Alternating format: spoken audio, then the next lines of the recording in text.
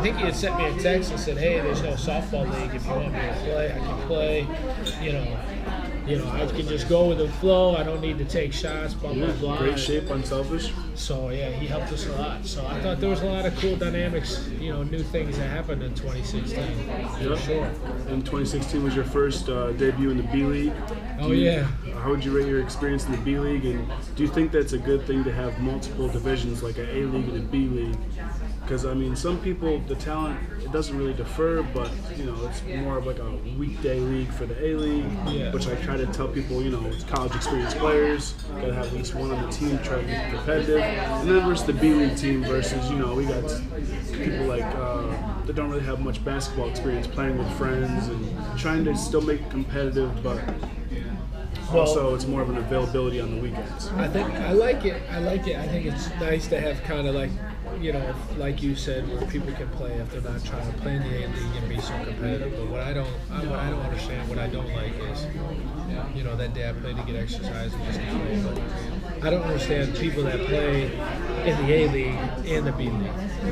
That's what I don't like. I think if you play in the A League, you should stay in the A League. If you play in the B League, you should stay in the B League. That's just my opinion. Obviously, I'd love to see more stacked teams in the A League just to make it. Imagine if every game in the A League was competitive and every game mattered, almost like the NFL. You know what I mean? Yeah. I think that would add a cool dynamic to the league, and it would make it that much more competitive.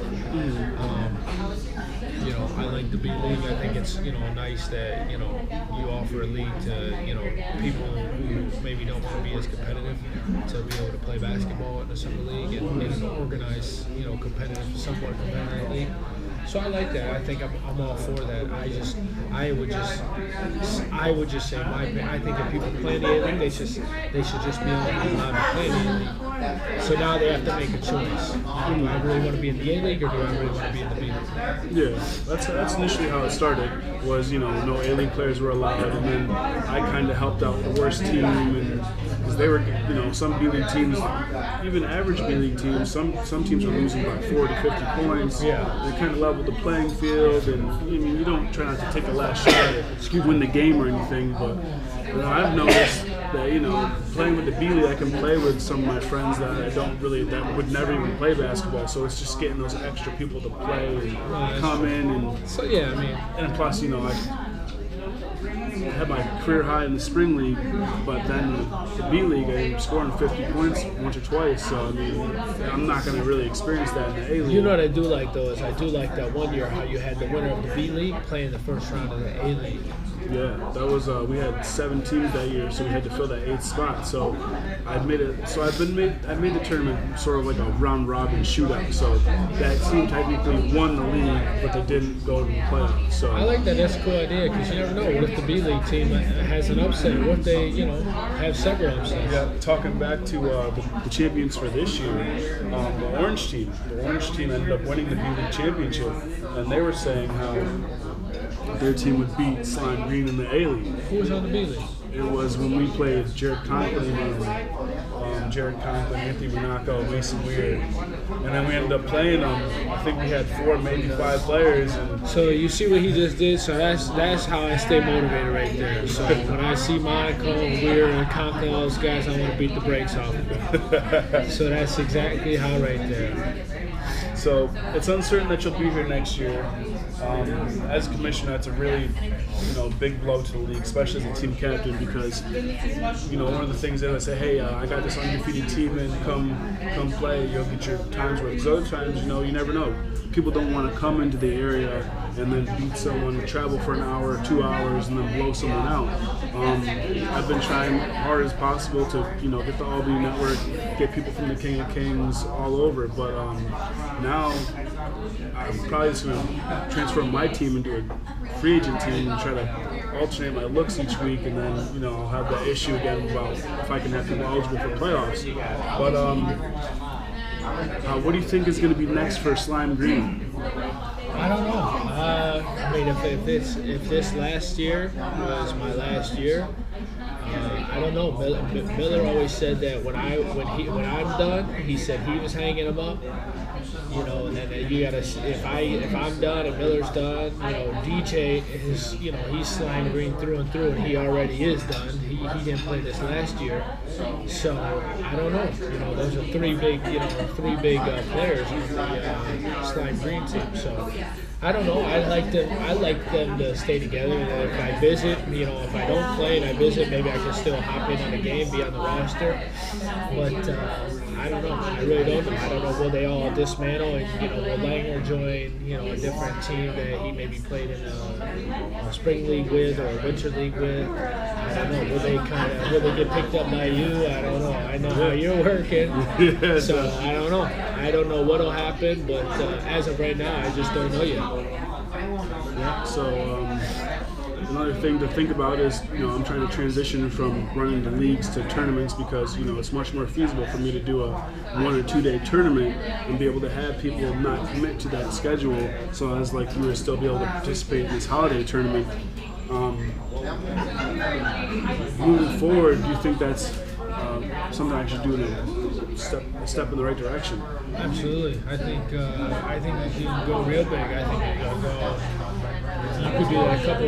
You could do like one in the winter, one in the spring, and one in the summer. Maybe you should decide. You could do AAU. There's definitely. I plan on bringing the little big man back, so it's too bad you won't be able to participate in that. That would be 6 huge. foot under. Well, it depends when that is. Yeah. You know, but it's funny. I remember playing with that in the YMCA when I was younger. You know, so yeah, I think you can do a ton of things. You know.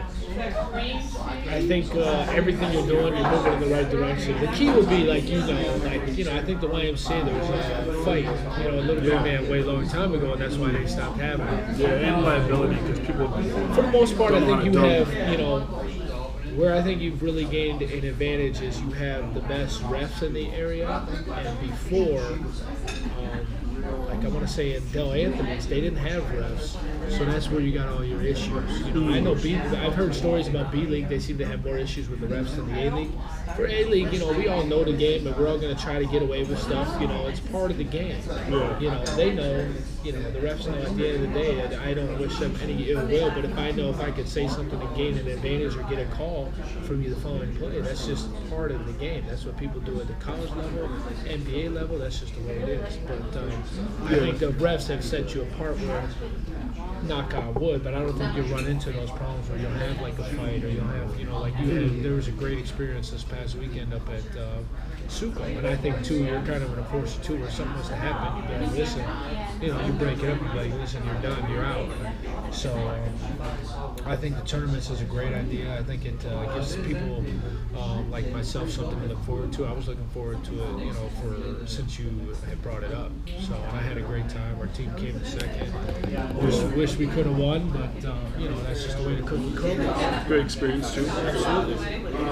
I think one thing talking about the refs is, you know, prior to this league and other leagues, when I first started running the league, I had to create a document that was players would have an agreement not to bug on the refs, because, you know, refs understand that they make mistakes too. Oh yeah. And some people just think they know the game, they don't understand certain rules, certain verbiages, certain things and how it happens.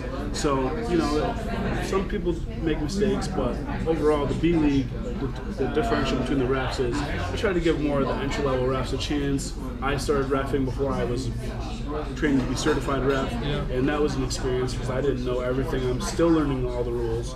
But for an experience-wise, I tried to make that a little bit cheaper for teams too. You know, one ref versus non-certified ref, and it's kind of had its perks. But then at the same time, it also was a nightmare with teams complaining and, you know, losing their damn minds. But overall, so far we've had a great. It wouldn't be tenure, but a great career in the Blendos League. You're first all-time in scoring, first person to ever get 1,000 points. There's only one other person that has 2 names on a plaque. You got the 4-time MVP, and then you got Offensive Player of the Year. The one year you got Co-Player of the Year, Co-MVP with Matt Miller. And moving forward, I just hope this isn't your last year. But if it is, then it was a great season for sure you'd be a first ballot Blendos Hall of Famer. I like that. At the end of the day, listen, like in closing, I would just say, you know, keep doing what you're doing. What you're doing, it's a thankless job. No matter what you do, people are gonna like what you do. People are gonna, you know, be angry about what you do. You're not gonna be able to please everybody. I learned this in coaching, and I learned this in playing. You know, when I was in high school, you know, if I pass it over to you and not you, he's gonna be happy. He's gonna be mad. You know, and that's why I think our team is, you know, okay, because, you know, our team doesn't care about that stuff. Or, you know, if even as a ref, I've reffed before.